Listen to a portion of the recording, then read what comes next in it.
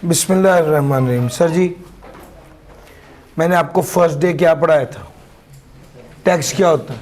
Tax वो contribution है जो आवाम करती है हुकूमत को, ताकि मुल्क को बेहतर तरीके से चलाया जा सके। टैक्स का असल मकसद क्या है?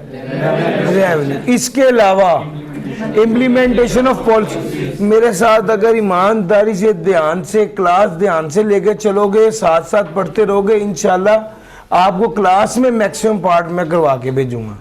ये सिर्फ आपकी डेडिकेशन की बात है कि आप कितना बेहतर तरीके से चलते हो। मैंने आज फिर बिल्कुल जीरो से शुरू कर दिया। इम्प्लीमेंटेशन ऑफ पॉलिसी भी एक मकसद है, फेयर डिस्ट्रीब्यूशन ऑफ वेल्थ भी एक मकसद है।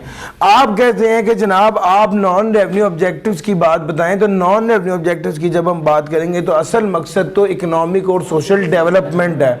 आप अपनी कमज़ोर एंटरप्राइज को टैक्स माफ़ करते हैं, आप अपनी लोकल इंडस्ट्री को प्रोटेक्ट करते हैं, trade negotiation with other countries में टैक्स को एक बार्गेनिंग टूल के तौर पे लेते हैं, आप इन्फ्लेशन के इफेक्ट को काउंटर करते हैं टैक्स के जरिए, आप फेयर डिस्ट्रीब्यूशन ऑफ वेल्थ को अचीव करते हैं टैक्स के लिए, आप साइंस और इन्वेंशन को प्रमोट करने के लिए टैक्स क्रेडिट देते हैं, टैक्स का सहारा देते हैं, आप प्राइस डिस्क्रिमिनेशन को एलिमिनेट करते हैं टैक्स के जरिए, आप अनडिजायरेबल सेक्टर्स को डिस्करेज करते हैं ज्यादा टैक्स लगाकर। आप क्या कर सकते हैं? आप डॉक्यूमेंटेशन ऑफ इकोनॉमी का कॉन्सेप्ट है कि आप टैक्स को लागू कर देंगे जहां पर लोग इकोनॉमी को डॉक्यूमेंट नहीं कर रहे होंगे।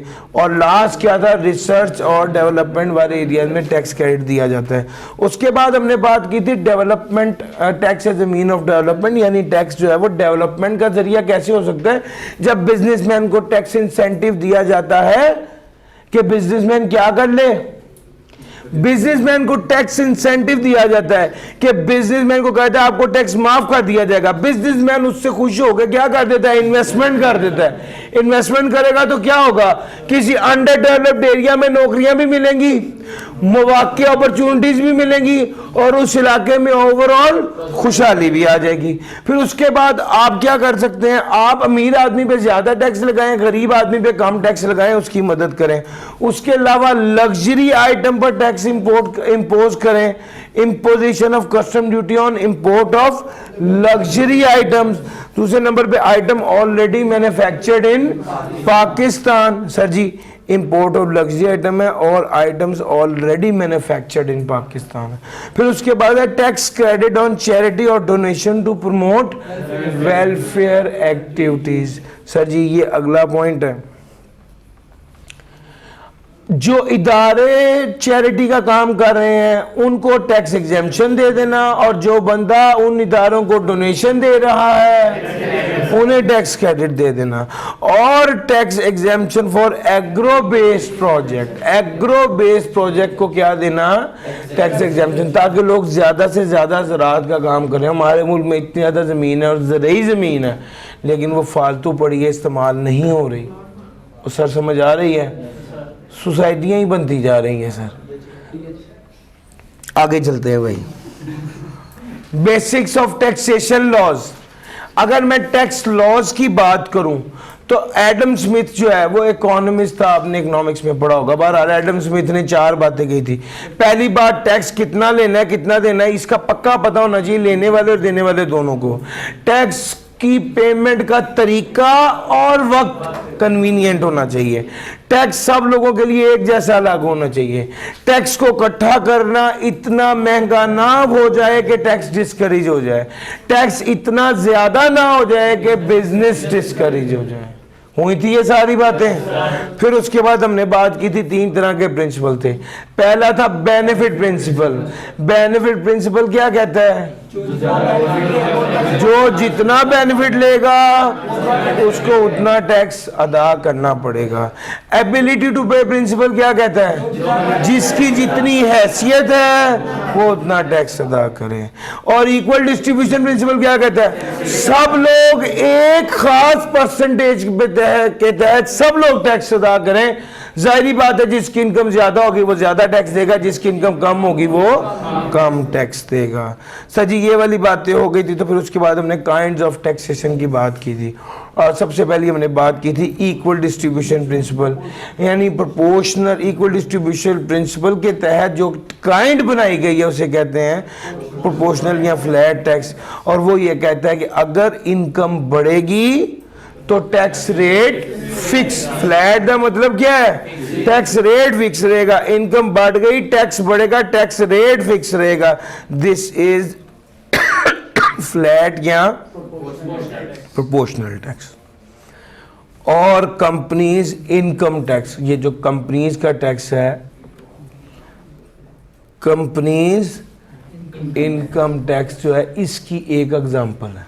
फिर उसके बाद हमने आगे पढ़ाया था कौन सा टैक्स है, प्रोग्रेसिव टैक्स। ये किस कानून के तहत लगाया जाता है, एबिलिटी टू पे प्रिंसिपल पर ये प्रोग्रेसिव टैक्स लगाया जाए, जो कहता है इनकम बढ़ेगी टैक्स बढ़ेगा, टैक्स रेट भी बढ़ेगा। इंडिविजुअल और एओपी पे जो टैक्स लगता है वो इस कानून के तहत लगता है। तीसरे नंबर पे आ गया रिग्रेसिव टैक्स। रिग्रेसिव टैक्स कहता है इनकम बढ़ेगी टैक्स बढ़ेगा तो टैक्स रेट, इनकम बढ़ेगी टैक्स फिक्स रहेगा, टैक्स रेट उल्टा कम हो जाएगा। इनकम बढ़ेगी टैक्स फिक्स रहेगा, टैक्स रेट उल्टा कम हो जाएगा। जो आपका सेल्स टैक्स है असल में वो इस रिग्रेसिव टैक्स की एग्जांपल है। फिर उसके बाद हमने ये वाली बातें आपसे कर ली थी। फिर उसके बाद कैरेक्टरिस्टिक्स ऑफ टैक्स की बात की थी। उसमें सबसे पहला क्या था, tax is an enforced contribution. Enforce का क्या मतलब है, वाजिब है, लागू की गई है, चॉइस नहीं है, मजबूरी है, अदा करना पड़ेगा, नॉट वॉलेंट्री इन नेचर। दूसरा टैक्स पेबल इन कैश है, प्रोमिसरी नोट, चेक और इन काइंड के जरिए आप टैक्स अदा नहीं कर सकते।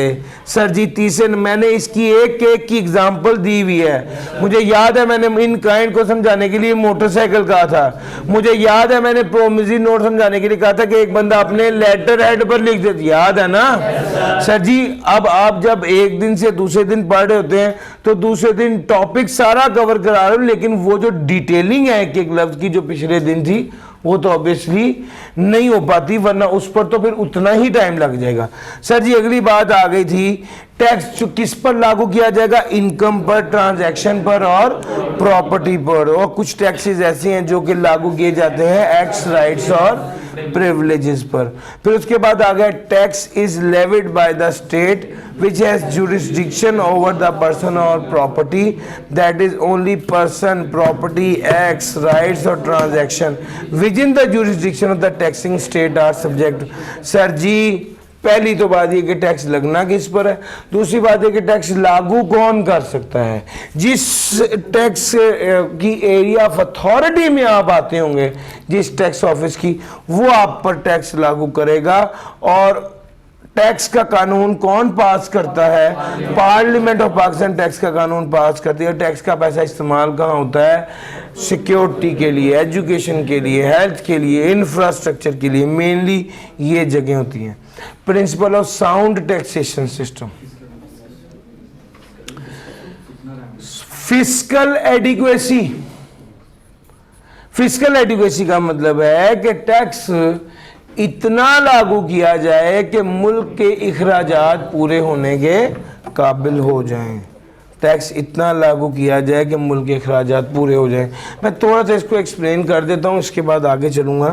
ये वाला पॉइंट जो है ना, principle of sound tax system 2-3 बार अभी रिसेंट अटैम्प्ट्स में आया, थोड़ा इसको एक बार दोबारा दोहराना चाहता हूँ। इसकी डिटेल में जाऊँगा। What is fiscal adequacy?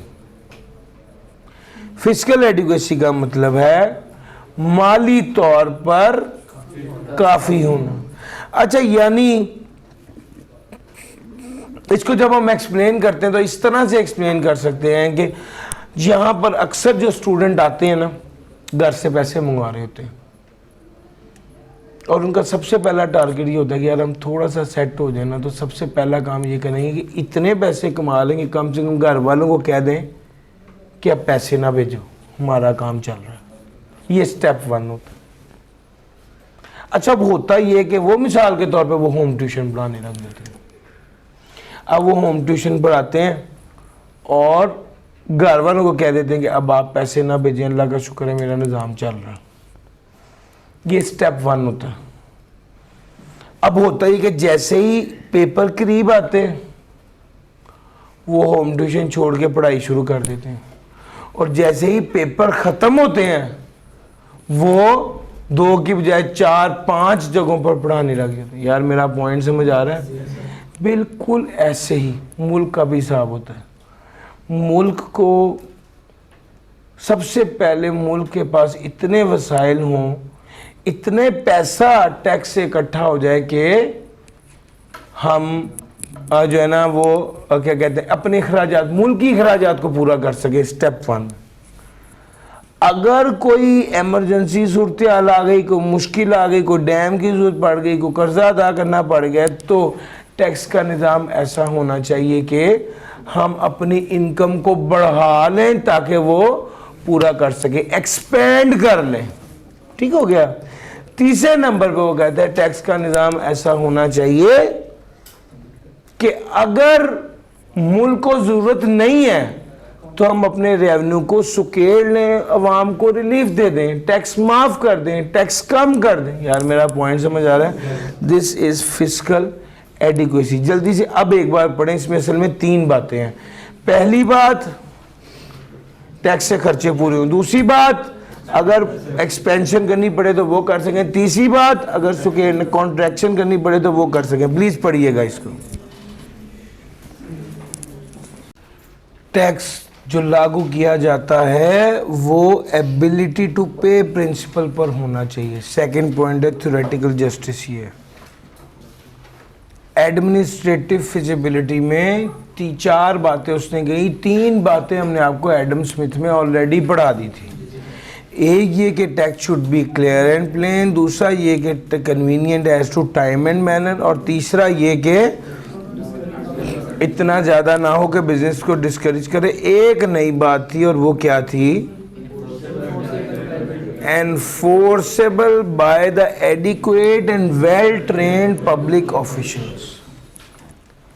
Enforceable by the adequate and well trained public officials. Tax के डिपार्टमेंट में काम करने वाले लोग तादाद में भी पूरे होने चाहिए और काबिलियत में भी पूरे होने चाहिए। और उसके बाद लास्ट बात है कंसिस्टेंसी और कंपैटिबिलिटी विद इकोनॉमिक गोल्स। और मैंने कल इसके बारे में बताया था कि यार जो मुल्क की इकॉनमी है वो ज़्यादा बड़ी चीज़ है, उस इकॉनमी का एक पार्ट टैक्स है। तो टैक्स उस इकॉनमी की जो डायरेक्शन है, टैक्स की डायरेक्शन भी वही होनी चाहिए।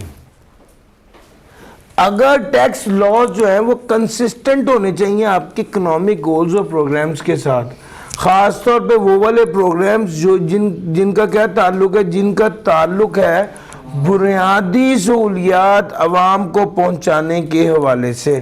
विच परटेन्स, परटेन कहते हैं मुतल्लिक, विच परटेन टू बेसिक सर्विसेज, जो बुनियादी सहूलियात से मुतल्लिक हैं, जो किन को पहुंचाई जानी है?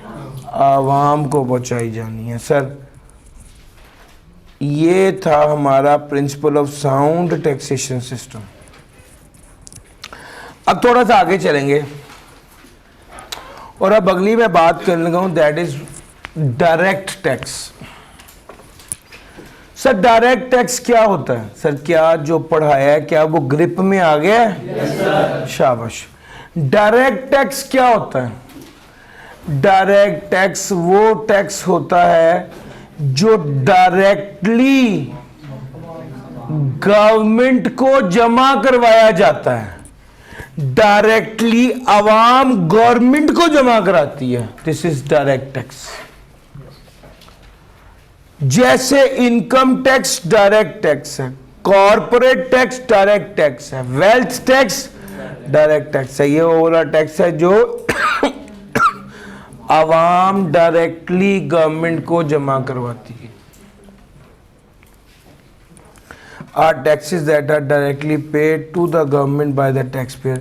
It is a tax applied on individual and organisation directly by the government. ये डायरेक्ट टैक्स। दूसरे नंबर पे आ गया,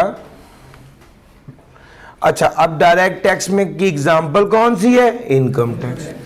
इनकम टैक्स वो टैक्स है जो दैट इज लेविड, जो लागू करती है गवर्नमेंट किस पर? नेट इनकम पर। यार नेट इनकम क्या होती है? आपने नेट सेल का लफ्ज सुना है?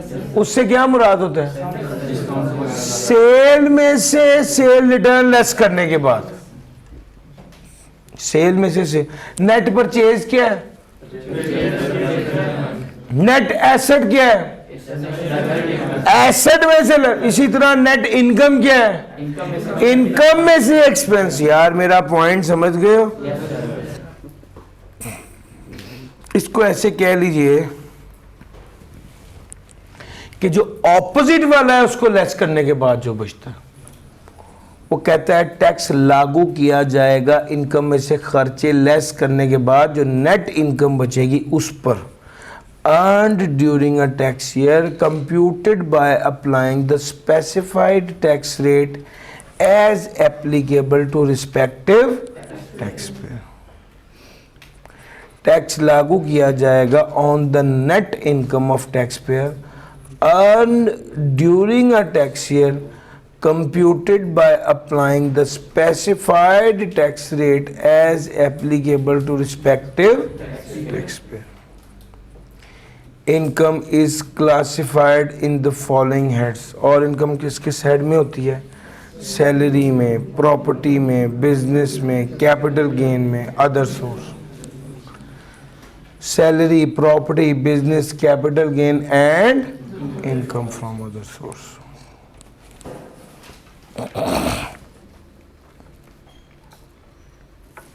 चलूं आगे। Capital value tax.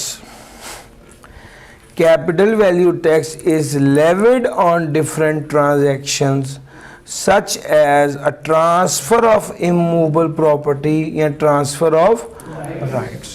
Capital value tax वो टैक्स है जो different transaction पे लगता है, जैसे कि immovable property की ट्रांसफर पर या rights की ट्रांसफर पर। ये salary, property, business, capital gain और अदर सोर्स क्या थोड़ा थोड़ा बता देता हूँ, गर्चे ये पूरे पूरे चैप्टर्स हैं। जब बंदा नौकरी करता है उससे जो पैसे मिलते हैं वो किस हेड में जाते हैं? सैलरी में। जब बंदा प्रॉपर्टी का कारोबार करता प्रॉपर्टी किराए पर देता है और उसका किराया लेता है तो वो इनकम फ्रॉम प्रॉपर्टी के हेड में जाता है। यानी अगर जॉब करता है तो वो सैलरी के हेड में जाता है। कारोबार करता है तो वो बिजनेस के हेड में जाता है। शेयर्स को डील करता है तो वो कैपिटल गेन में जाता है। और जो इन चारों में नहीं आता वो अदर सोर्स में आता। और सर समझ आ रही है भैया? Direct tax, income tax, capital value tax जल्दी से पढ़ लीजिए। चैप्टर नंबर 5 है सैलरी। चैप्टर नंबर 5 है सैलरी, 6 है प्रॉपर्टी, 7 एंड 8 है बिजनेस, 9 है कैपिटल गेन और 10 है अदर सोर्स। तो ये पूरे पूरे चैप्टर हैं। अगर ये मिसाल के तौर पे मैं यही बताने लग जाऊं तो 3 दिन लग जाएंगे। पॉइंट समझ आ रहा है? ये तो पूरे पूरे चैप्टर हैं, लेकिन एक भाई ने पुरजोर फरमाइश की है तो मैं उन्हें थोड़ा बता देता हूँ। एक बंदा जॉब करता है, टीचिंग करता है, साथ घर में उसके गिटार था, उसने गाना रिकॉर्ड कराया, गाना हिट हो गया, 2.5 लाख रुपए उसने कमा लिए। अब ये किस हेड में जाएगा? नौकरी से तो नहीं कमा रहा, किराए की इनकम भी नहीं है, कारोबार भी नहीं है, शेयर भी नहीं है, तो वो किस हेड में जाएगा? बस ये है आपकी पुरजोर फरमाइश पर मैंने ये बता दिया। डन हो गया सर जी? आगे चलते हैं यार। इनडायरेक्ट टैक्स वो टैक्स जो इनडायरेक्टली गवर्नमेंट को पे करने होते हैं, वो टैक्स जो हमने इनडायरेक्टली गवर्नमेंट को पे करने, वो इनडायरेक्ट टैक्स। सर अजीब बात है, डायरेक्टली इनडायरेक्टली का क्या चक्कर है? बताता हूं भाई। आप नेशनल बैंक गए, आपने जाके वहां पर टैक्स जमा कराया, गया डायरेक्ट टैक्स। आप अभी आ रहे थे रास्ते में, आपने पेट्रोल डलवाया, तो उसे कहा भाई 250 रुपये का पेट्रोल डलवा दो, उसने 250 का पेट्रोल डलवाया, उस पेट्रोल की स्लिप पर देखेंगे आपको पता चलेगा 200 रुपये का पेट्रोल और 50 रुपये का टैक्स है। ये 50 रुपये का टैक्स आपने FBR को तो नहीं जमा कराया, इस बंदे को जमा कराया, पेट्रोल पंप वाले को। ये इनडायरेक्ट टैक्स है। पॉइंट समझ आ रहा है? ये इनडायरेक्ट टैक्स है। आप जूस पीते हैं, आराम से जूस पी लिया बैठे बैठे, देखो अच्छा ये जो जूस 118 रुपए का था, असल में 100 रुपए का जूस था और 18 रुपए टैक्स था। ये 18 रुपए टैक्स आपने किसको दिया? FBR को जाके जमा कराया है। किसको दिया भाई?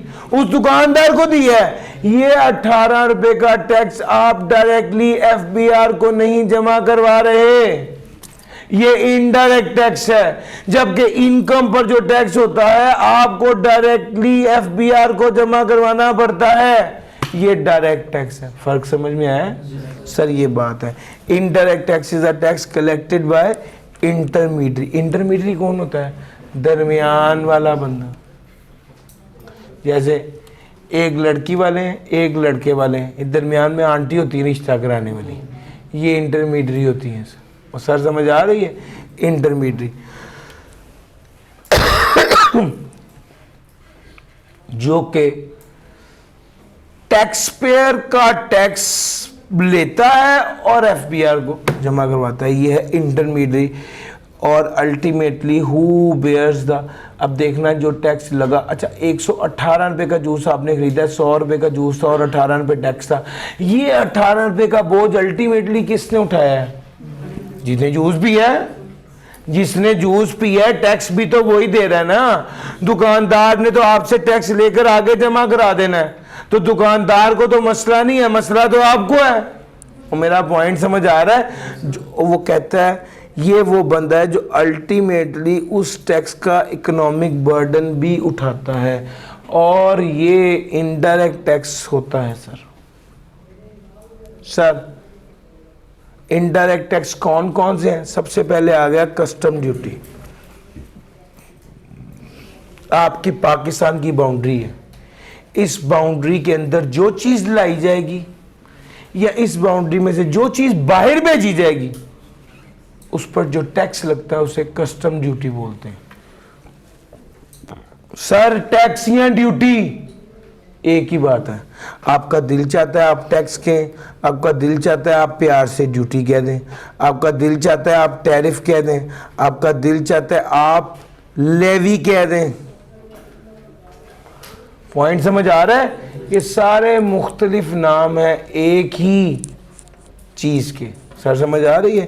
चाहे वो टैक्स हो, टैक्स कह लें, ड्यूटी कह लें, टैरिफ कह लें, लेवी कह लें, इन सब का मतलब क्या है? टैक्स ही है। जो गुड्स इंपोर्ट और एक्सपोर्ट की जाती हैं उन पर टैक्स जो लगता है उसे कस्टम ड्यूटी कहते हैं। अगर कोई लग्जरी आइटम इंपोर्ट की जाएगी तो उस पर ज्यादा कस्टम ड्यूटी लगेगी। यस और नो? अगर तंबाकू इंपोर्ट किया जाएगा, गैर जरूरी है ना, ज्यादा टैक्स लगेगा। अगर सिगरेट इंपोर्ट किया जाएगा ज्यादा टैक्स लगेगा। अगर BMW इंपोर्ट की जाएगी ज्यादा टैक्स लगेगा। अगर कैट या डॉग का फूड इंपोर्ट किया जाएगा तो ज्यादा टैक्स लगेगा। अच्छा इसके पर ये कौन सी आइटम? अगर कोई आइटम ऑलरेडी पाकिस्तान में बन रही है और आप उसी को इंपोर्ट करेंगे तो उस पर भी अपनी इंडस्ट्री को बचाएंगे। ठीक हो गया? अब यहां तक अगर ये बात समझ आ गई तो अगली बात, कुछ ऐसी चीजें इंपोर्ट हैं जिन पे कम टैक्स लगना होता है। मिसाल के तौर पे प्लांट एंड मशीनरी। आप मुझे एक बात सुनो, हम ये शर्ट बनी बनाई चाइना से मंगवाएं तो ज्यादा बेहतर है या रुई चाइना से मंगवाएं तो ज्यादा बेहतर है? सर चाइना से रुई मंगवाएंगे, रुई से धागा बनेगा, धागे से कपड़ा बनेगा, कपड़े से शर्ट बनेगी और वो फिर स्टिच होगी, तो कितने ज्यादा लोगों को रोजगार मिला। और अगर बनी बनाई शर्ट मंगवा लें तो कौन कमा जाएगा सारे पैसे? ट्रेडर, मैन्युफैक्चर, सारे क्या हो जाएंगे? फारिग हो जाएंगे। यार मेरा पॉइंट समझ आ रहा है? इसका मतलब ये कि अगर रॉ मटेरियल को इंपोर्ट किया जाए तो उस पर कम टैक्स लगेगा। नेसेसिटी, यार आपके मुंह से ना टमाटर खत्म हो गए, शॉर्ट हो गए, अब क्या करें भाई जान, टमाटर शॉर्ट हो गया तब टमाटर बाहर से मंगाने पड़ेंगे ना, एक नेसेसिटी आइटम है, तो फिर उसके लिए क्या किया जाएगा, उस पर टैक्स कम लागू करेंगे। आप मंगाते हैं मशीनरी, यार अगर एक वीविंग मिल आए, एक वीविंग की मशीन आए या एक स्पिनिंग का पूरा प्लांट आ जाए, उस पर तो 200 बंदा काम करता है, 200 बंदे को नौकरी मिल जाती है, तो वो तो अच्छी बेहतर चीज़ है मुल्क की इकॉनमी के लिए भाई जान। इसलिए उसने कहा जो इंडस्ट्रियल प्लांट एंड मशीनरी है और जो रॉ मशीनरी है उस पर कम टैक्स लगेगा, कंज्यूमर गुड्स पे टैक्स। मैं इंडस्ट्रियल प्लांट एंड मशीनरी की बात की है। अब अगर कोई बंदा फॉर एग्जांपल कोई खत करने की लेटेस्ट मशीनरी इंपोर्ट करता है तो उसकी बात नहीं की मैंने, किसकी बात की है, ऐसी इंडस्ट्रियल प्लांट एंड मशीनरी की बात की है जिससे लोगों को रोजगार मिलेगा। सर जी ये बात है, बजाय इसके कि हम शैम्पू की बनी हुई बोतल इंपोर्ट करें, हम क्या करते हैं, हम शैम्पू का रॉ मटेरियल होता है शैम्पू बेस, वो इंपोर्ट कर लेते हैं, ठीक हो गया, यहाँ पर खुद बनाते हैं।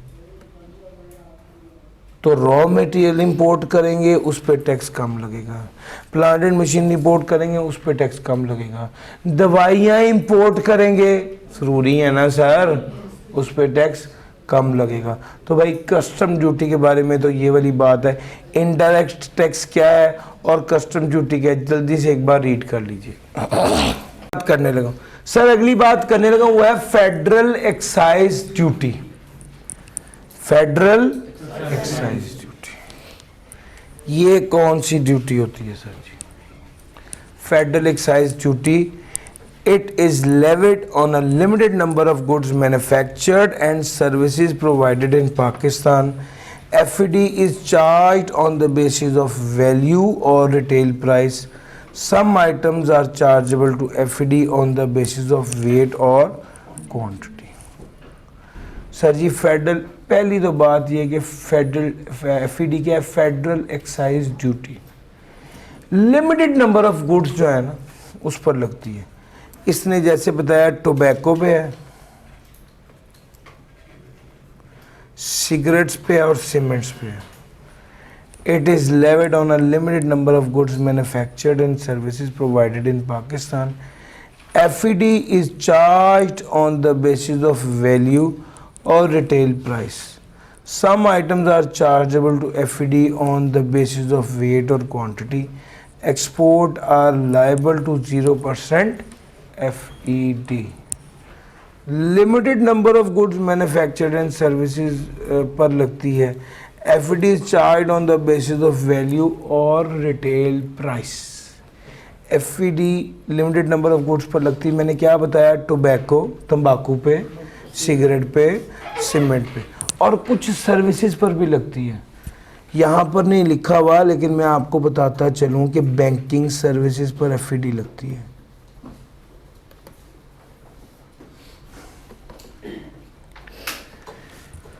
अच्छा, आम तौर पे मार्जिन में ये होता है कि 100 रुपये की आइटम है और उस पर टैक्स लगेगा, लेकिन ज़रूरी नहीं है कि टैक्स जो है वो वैल्यू पर लगे। बाजू का टैक्स किलो के हिसाब से भी लगता है, तंबाकू पे फी किलो के हिसाब से टैक्स लग रहा है, सिगरेट पे फी डब्बी के हिसाब से टैक्स लग रहा है। यार मेरा पॉइंट समझ आ रहा है? तो बाजू का क्वांटिटी और वेट बेसिस पर भी टैक्स लागू किया जाता है। और FED फेडरल एक्साइज ड्यूटी जो है वो बाजू का तंबाकू, ड्यूटी ऑन टोबैको, सिगरेट और सीमेंट, वो कहता है फेडरल एक्साइज ड्यूटी कुछ गुड्स पर लगती है और कुछ सर्विसेज पर लगती है, पहली बात।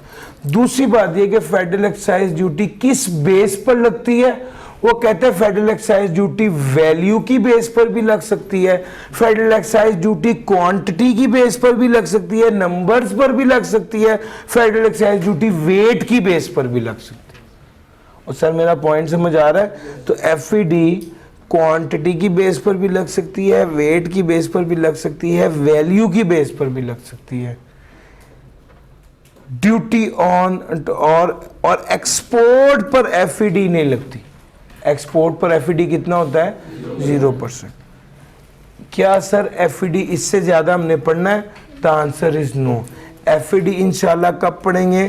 सी फैब में इंशाल्लाह टैक्स का पेपर है, सी फैब 5, वहां पर जाकर, वहां पर एफईडी का पूरा कानून है। यहां पर बस ये 3 लाइनें ही हैं, मैंने आपको बता दी, वहां पर जाके इसको कंप्लीट पढ़ेंगे। नतीजा क्या निकला है? दूसरी आइटम एफईडी है, पहली आइटम क्या थी? Custom duty. तीसरी आइटम इनडायरेक्ट टैक्सेस की जो हम पढ़ रहे हैं वो क्या है? Sales tax. ये हमारे कोर्स में है, इसके बारे में जितना दिल चाहे हम कुरेद सकते हैं, बात कर सकते हैं।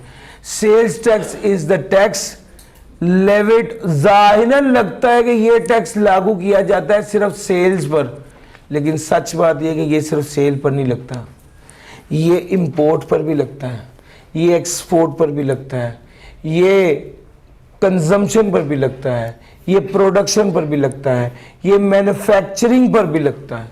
ठीक हो गया? अच्छा, सेल्स टैक्स कितने % होता है? सर सेल्स टैक्स 18% होता है। किस पर लागू होता है? ये सेल्स टैक्स हमेशा वैल्यू पर लगता है। 100 रुपए की चीज है तो उस पर 18% लगेगा। हाँ, फेडरल एक्साइज ड्यूटी जरूरी नहीं है वैल्यू बेस पर लगे। फेडरल एक्साइज ड्यूटी, अच्छा देखिए फॉर एग्जांपल तंबाकू है, एक तंबाकू की टाइप है 1000 रुपए पर केजी, एक तंबाकू की टाइप है 700 रुपए पर केजी। इसने तंबाकू पे केजी के हिसाब से टैक्स लगना है, फर्क नहीं पड़ता रेट क्या है। 1 किलो का उसने अगर कहा है तंबाकू पे 30 रुपए टैक्स लगना है तो 30 ही लगेगा, चाहे उसकी कीमत 1000 हो या 700। यार पॉइंट पिक कर रहे हो। ऑन द अदर हैंड जो सेल्स टैक्स होता है वो हमेशा वैल्यू की बेस पर लगता है, जबकि एफईडी वेट की बेस पर भी लग सकती है, क्वांटिटी की बेस पर भी लग सकती है और वैल्यू की बेस पर भी लग सकती है। सर समझ आ रही है? वो कहता है गुड्स जो इंपोर्ट की जाती हैं उस पर भी सेल्स टैक्स लगता है और जो सप्लाईज की जाती हैं उस पर भी सेल्स टैक्स लागू किया जाता है। सर जी, ये हमारी डिस्कशन थी डायरेक्ट और इनडायरेक्ट टैक्स की। इतना तो किताब में लिखा हुआ है, लेकिन कुछ चीज़ें ऐसी हैं जो किताब में नहीं होती है और मैं चाहता हूँ कि यार मेरे दिमाग में चूंकि ये चल रहा है कि पेपर में कैसे आ सकता है सवाल, तो पेपर में एक सवाल ऐसे फ्रेम हो सकता है कि डायरेक्ट और इनडायरेक्ट टैक्स में फ़र्क बताएं। अब वो आपकी किताब में नहीं लिखा हुआ। ठीक हो गया? हम उसको भी डिस्कस कर लेते हैं। अगर आपसे कोई पूछेगा कि भाई डायरेक्ट और इनडायरेक्ट टैक्स में फ़र्क बताएं तो आप क्या बताएंगे? ज़रा इसको देखते हैं।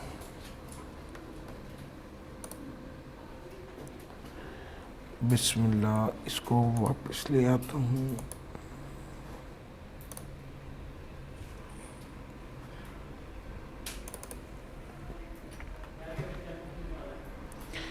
डायरेक्ट और इनडायरेक्ट टैक्स में क्या फ़र्क होता है या हो सकता है, इसको डिस्कस कर लेते हैं। एक तरफ लिखूंगा, एक तरफ लिखूंगा डायरेक्ट टैक्स, एक तरफ लिखूंगा इनडायरेक्ट टैक्स। डायरेक्ट टैक्स वो टैक्स है जो डायरेक्टली गवर्नमेंट को पे करना होता है। इतना तो पढ़ाया ना, पेड डायरेक्टली टू गवर्नमेंट। और इनडायरेक्ट टैक्स कौन सा टैक्स होता है?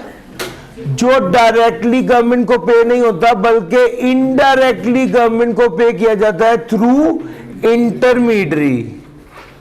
Paid to government through intermediary. पहली बात। दूसरी बात, डायरेक्ट टैक्स की example income tax, capital value tax.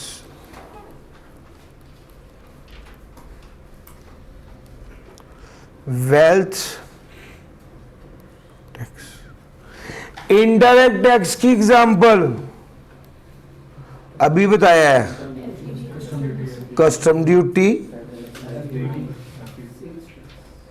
Federal excise duty और सेल्स टैक्स।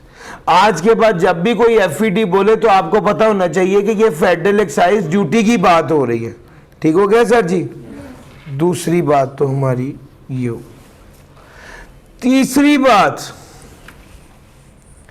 सर जी आप मुझे बताइए, डायरेक्ट टैक्स को कलेक्ट करने पर ज्यादा खर्चा आएगा या इनडायरेक्ट टैक्स को कलेक्ट करने पर ज्यादा खर्चा आएगा? सर जी डायरेक्ट टैक्स तो डायरेक्टली लोग हमें खुद आके जमा करा रहे हैं, वहां पर खर्चा कम आएगा। लेकिन इनडायरेक्ट टैक्स जो इंटरमीडियरी के थ्रू रूट हो गया ना, हमें वहां पर चेकिंग ज्यादा करनी पड़ेगी ना। जो बंदा देने वाला है वो पूरा दे रहा है, जिस बंदे के पास रखवाया वो पूरा दे रहा है, हमें भेज रहा है। सर समझ आ रही है? तो डायरेक्ट टैक्स में इकोनॉमी ऑफ कलेक्शन अचीव हो पड़ा है। डायरेक्ट टैक्स में इकोनॉमी ऑफ कलेक्शन को अचीव किया जाता है, जो कि इनडायरेक्ट टैक्स में नहीं किया जाता। तो तीसरा पॉइंट क्या है? Economy of collection. तो हम लिखेंगे economy of collection direct tax में अचीव होती है और इनडायरेक्ट टैक्स में इकोनॉमी ऑफ कलेक्शन अचीव नहीं की जाती। सर जी चौथे नंबर पे टैक्स चोरी, टैक्स में 2 नंबरी किस केस में ज्यादा होगी? मैंने खुद जाके देना है टैक्स, इनकम टैक्स एफबीआर को। मेरी इनकम है 10 लाख, मैं कहूँगा मेरे पास तो कुछ है ही नहीं, 1 लाख रुपया इनकम है, मेरे तो बच्चों का गुजारा नहीं हो रहा, झूठ बोल दूंगा। यहां पर टैक्स इवेजन ज्यादा होती है। अब गौर से बात सुनना। On the other hand indirect tax में टैक्स इवेजन कम होती है। वजह, सर जी आप मार्केट में गए जूस खरीदने, उसके ऊपर लिखा हुआ था 100 रुपए का जूस, 18 रुपए का टैक्स। आपने उसको कहा ये पकड़ो 100 रुपए, मैं टैक्स खुद एफबीआर को जमा करा दूंगा, वो आपको जूस दे देगा? नहीं देगा। क्यों? सर उसकी जिम्मेदारी है कि वो आपसे ये टैक्स का पैसा वसूल करके एफबीआर को जमा करवाए। मेरा पॉइंट समझ आ रहा है? तो वहां पर आप टैक्स चोरी नहीं कर सकोगे। तो relatively tax evasion direct tax में ज्यादा होती है और इनडायरेक्ट टैक्स में टैक्स इवेजन जो है वो कम होती है।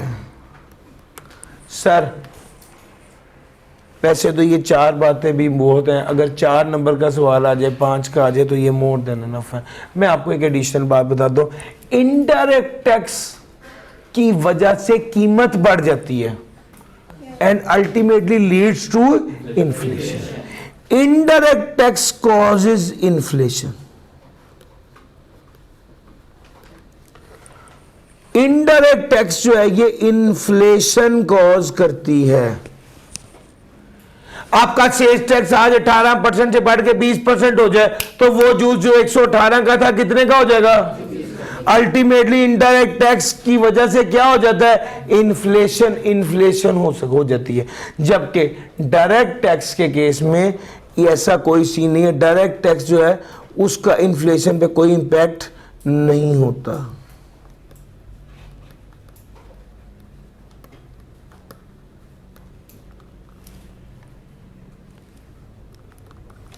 सर जी क्या पॉइंट्स ये सारे नोट कर लिए? ये किताब में नहीं है, ये एहतियात है। मैंने पेपर की तैयारी करानी है, जो सवाल आज तक पेपर में आ चुके हैं वो तो आपके पास किताब में पास पेपर में लिखे हुए हैं। लेकिन सर टीचर तो वो है जो आपको आपके पेपर की तैयारी कराए, ना कि वो पेपर जो पहले हो चुके हैं उसकी तैयारी करा दें कि बस अल्लाह पाक शुक्र है, जो आप खुद जाके देख लेना। हमारी कोशिश क्या है, जो पेपर आपने जिस पेपर में अपीयर होना है हम उसके लिए तैयार करें। जो इससे पहले वाले पेपर हैं पिछले 10 साल के वो तो हमने करवाने हैं, लेकिन जिस पेपर में आपने अपीयर होना है हमें जो टेंटेटिव चीज़ें नज़र आती हैं हम कोशिश करते हैं उसको साथ साथ कवर कर लें। डायरेक्ट और इनडायरेक्ट टैक्स के डिफरेंसेस मैंने आपके साथ शेयर कर दिए। अच्छा जी,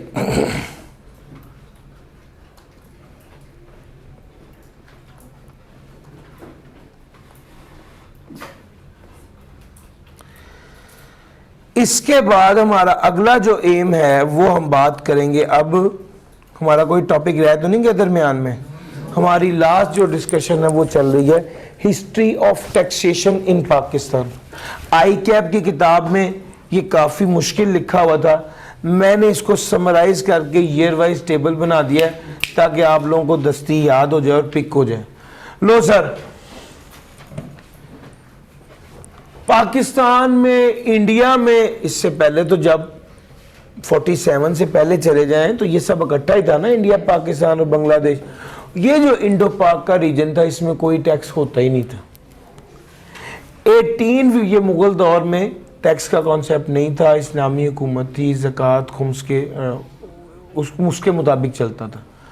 हुआ ये कि उसके बाद आगे ईस्ट इंडिया का सीन हुआ, गोरे आ गए, गोरों ने यहाँ पे रूल करने लग गए और 1857 में गोरे हुकूमत कर रहे थे तो मुसलमानों ने मिलकर कोशिश की कि एक जंग आज़ादी की जाए, एक आज़ादी की कोशिश की जाए। 1857 में इंडिपेंडेंस वॉर हुई, जिसके बाद जिसको रोकने के लिए, रिटेलिएट करने के लिए गवर्नमेंट का काफ़ी ज़्यादा खर्चा हो गया।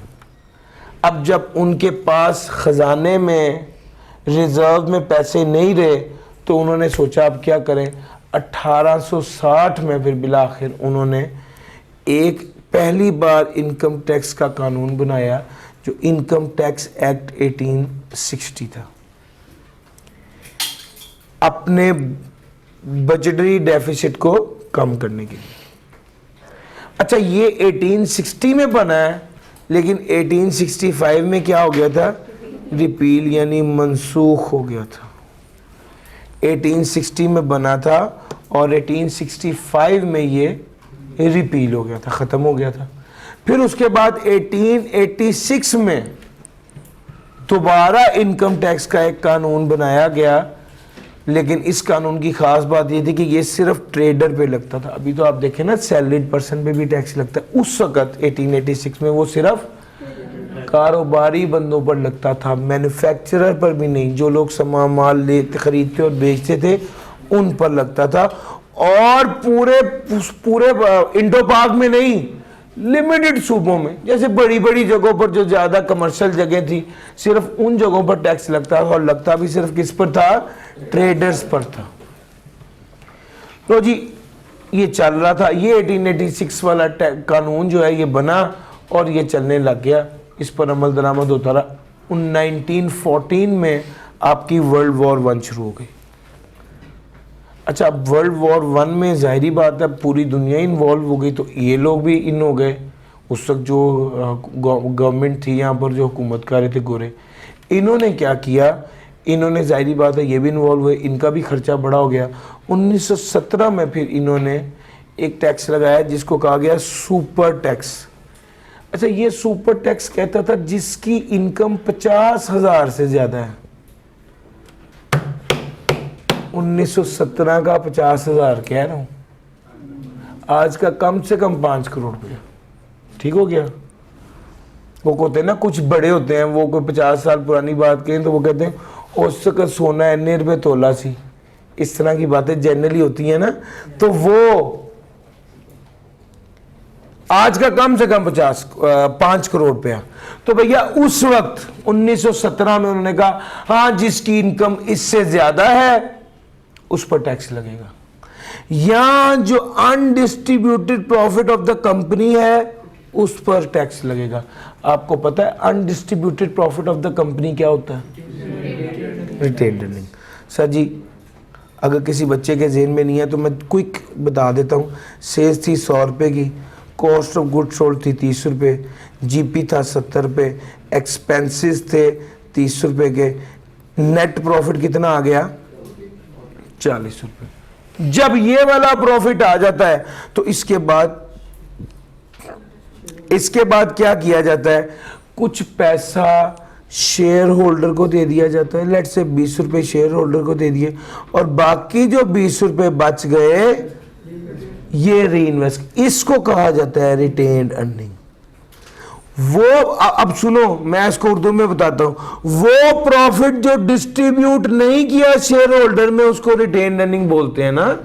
ये 40 में से 20 तो दे दिया शेयर होल्डर को, और जो डिस्ट्रीब्यूट नहीं किया वो 20 था, इसको रिटेन्ड अर्निंग या अनडिस्ट्रीब्यूटेड प्रॉफिट कहेंगे। वो प्रॉफिट जो डिस्ट्रीब्यूट नहीं किया जनाब, इस पर टैक्स लगाया गया था 1917 में। 1918 में वॉर टाइम अमेंडमेंट्स आई, वो चल रहा था ना सर जंग वाला मामला, अमेंडमेंट आ गई। 1920 में जंग अजीम तो खत्म हो गई, तो इन्होंने 1917 में जो कानून बनाया था उसमें मजीद मॉडिफिकेशन की, तरमीम की। लेकिन असल गेम सेट हुई है 1922 में, जब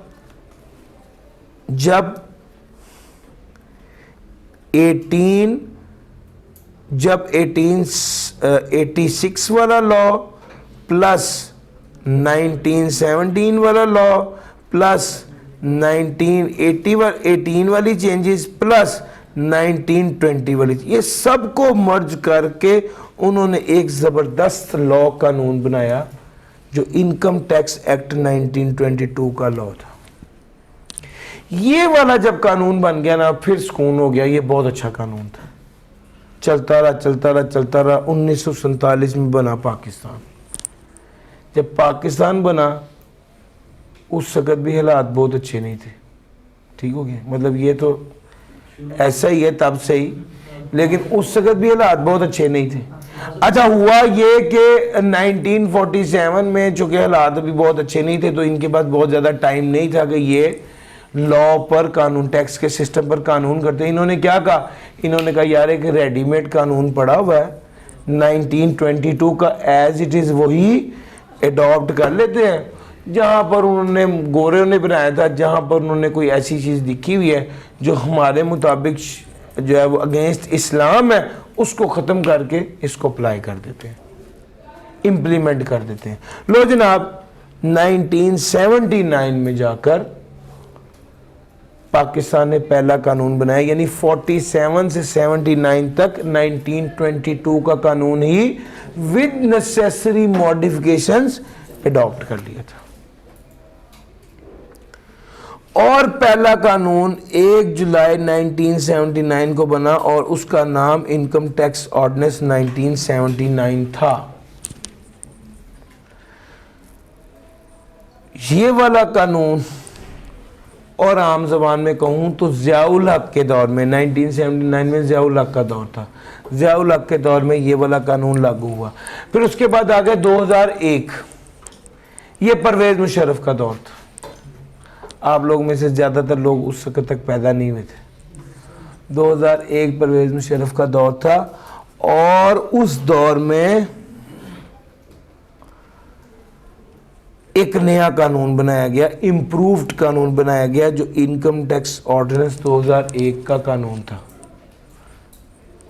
और वो आज तक चल रहा है। वो वाला कानून आज तक चल रहा है। आज भी हम पढ़ेंगे, हर जगह पर पढ़ेंगे, as per income tax ordinance 2001। अच्छा, यहाँ पर दो सवाल मैंने आपसे पूछने हैं, आज के जो मेन 2 टॉपिक्स है उसके हवाले से। सबसे पहला सवाल तो ये है कि सर, एक तरफ तो आप कहते हैं कि टैक्स का लॉ हर साल चेंज होता है, और एक तरफ आप कह रहे हैं कि 2001 का कानून आज तक चल रहा है, ये क्या गेम है? सर, होता ये है, मैंने आपसे ये बात पहले भी की थी, दोहरा रहा हूँ, हर साल जून के महीने में फाइनेंस बिल पेश किया जाता है। जून के महीने में जब फाइनेंस बिल पेश होता है, तो ये फाइनेंस बिल जब नेशनल असेंबली अप्रूव करती है तो ये क्या बन जाता है? फाइनेंस एक्ट बन जाता है। इस फाइनेंस एक्ट के जरिए इनकम टैक्स ऑर्डिनेंस में तब्दीली, तरमीम, मॉडिफिकेशन कर दी जाती है। सर जी, मेरा पॉइंट समझ आ रहा है? वरना 2001 के कानून में तो जो है वो बड़ी पैसे की वैल्यू बहुत बेहतर थी। और सर समझ आ रही है? तो 2001 के कानून में तो पैसे की जो वैल्यू थी, आज मेरा ख्याल है कम से कम 20 टाइम्स पैसे की वैल्यू कम हो चुकी है। तो भाई ये हर साल क्या होती है, रिवाइज होती है, अपडेट होती है, मॉडिफिकेशन होती है। कानून पास होता है और आप अक्सर देखेंगे वो कहेगा इनकम टैक्स ऑर्डिनेंस में अमेंडमेंट की गई through finance act 2024, through finance act 2024। क्या मतलब? यानी इस फाइनेंस एक्ट के जरिए हमने ओरिजिनल कानून में तब्दीली कर दी। ये बस ऐसे ही समझे कि जैसे पतंग आपके पास सेम है, आप टेप लगा देते हैं। सर समझ आ रही है? आप सिर्फ हल्की फुल्की अमेंडमेंट कर देते हैं, शर्ट तब्दील नहीं कर रहे, जहां से खराब है वहां से उसको स्टिच कर देते हैं, वहां से उसको कोई डिजाइन बना देते हैं। तो यार मेरा पॉइंट समझ आ रहा है? ये बिल्कुल वही वाली चीज है। तो कानून 2001 वाला ही है, जो जहां पर तब्दीली की जरूरत है वो इस फाइनेंस एक्ट के जरिए कर दी जाती है। और सर समझ आ रही है? यही इनकम टैक्स ऑर्डिनेंस हमारा इस वक्त जो टैक्स ईयर चल रहा है वो कौन सा टैक्स ईयर है? 2025 का टैक्स ईयर 2025 है। ठीक हो गया? ये चल रहा है इस वक्त। और इस वक्त इस साल भी जो कानून लागू है वो इनकम टैक्स ऑर्डिनेंस 2001 है। सर जी, ये हमारी डिस्कशन थी इसके हवाले से।